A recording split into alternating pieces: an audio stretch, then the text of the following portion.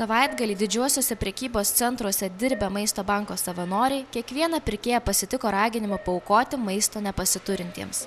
Šiemet prieš šventas Velykas 52 Lietuvos miestuose, tarp jų ir Druskininkuose, organizuotos akcijos metu buvo renkama parama maistu vargingiau gyvenantiems.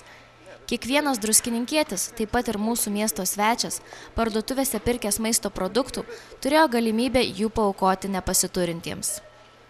Iki prekybos centre šeštadienį apsipirkusi savivaldybės mero pavaduotoja Kristina Miškinienė nemažai produktų paaukojo gyvenantiems vargingiau. Žinot, artėja Velykos. Velykos tai šventė visiems. Ir tokia yra tiesa, kad šiuo metu ne visi vienodai gyvenam. Vieni gyvenam dosniau, kiti skurdžiau. Norisi, kad šventės proga bendruomenė, laba diena, nepajustų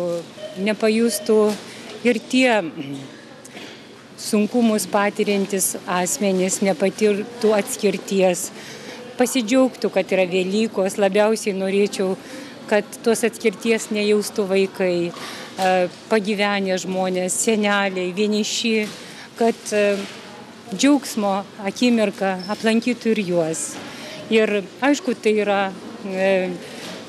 bendruomeniškumo simbolis ir tikrai reiškia iš visos širdies dėkoju nevyriausybinėms organizacijom, kurios taip vat aukojasi, būdi tiesiog kelias dienas, norėdami pradžiuginti švenčių progą savo bendruomenės narius.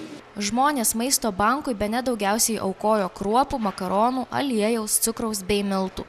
Kaip pastebėjo Ratnyčios parapijos Caritas savanorė Irena Jonaitienė, šiemet aukota šiek tiek mažiau.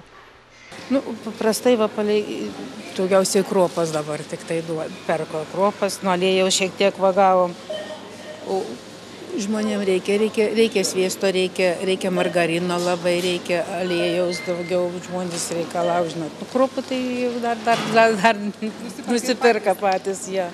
O jau valiuko biški, bet kad tiek šiemet labai auskrumniai, labai nenoriai žmonės. Matomai nebeturi irgi iš ko įduoti. Mes iš Ratnyčios, tai Ratnyčiai labai, kiekvieną dieną ateina. Kiekvieną dieną, kai būnam antradienį, tai ateina po 2-3 žmonės, kuriems.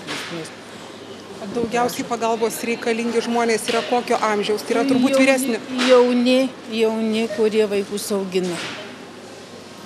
Tie seni žmonės, tai dar pensijai šiokia tokia gauna, dar vis tiek šiaip taip perčia, o jau jaunimui tai labai liūdna. O jūsų Ratnyčios šitoj visoje apylinkėje, kiek yra žmonių, kurie, tarkim, reikalingi tos pagalbos? Daug, labai daug.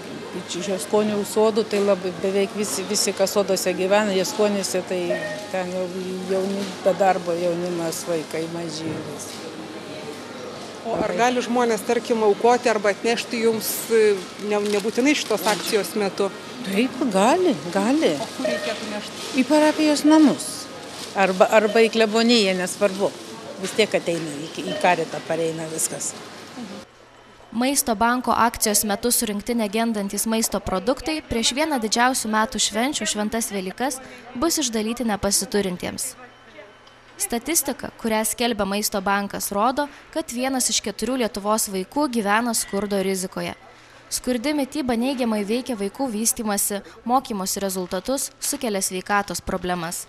Skurdesnėse šeimose užaugusiems vaikams prasčiau sekasi įsitvirtinti visuomenėje, rasti darbo ir užtikrinti pajamas savarankiškam gyvenimui.